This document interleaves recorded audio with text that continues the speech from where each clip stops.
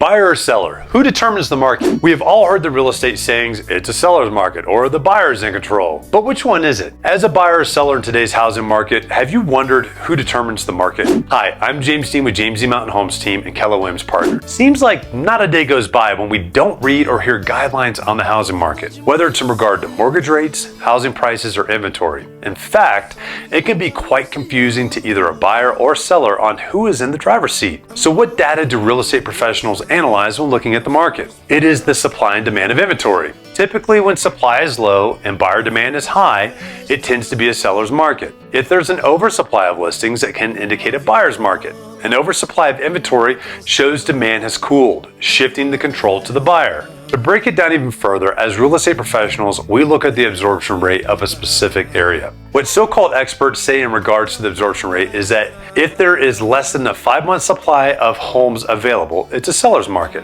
A 5 to 7 month supply indicates a balanced market, and anything more than a 7-month supply means it's a buyer's market. However, I do not agree with this, as each area, neighborhood, city, and state will vary. For example, right now in my area, if a home is on the market longer than 45 days, it's a sign that the home is probably priced too high. So although the experts have given their opinion on what traditionally a seller's market or buyer's market is, it's really imperative that you consult a seasoned, experienced real estate expert to show you the local data. Let's look at what's been happening nationally. Nationally, we've been in more of a seller's market with lower inventory levels. According to Realtor.com, economic research analyst Hannah Jones, and I quote, "The market is still leaning toward a seller's market, but has gained balance since COVID when the market was red hot. The last true buyer's market was in 2012 when housing inventories were a little over 7 months, meaning it's been 12 years since supply outweighed demand." End of quote. Of course, this market is not a slam dunk for sellers. It is also challenging to be a seller. Most sellers hold a mortgage with a lower interest rate than today's rate.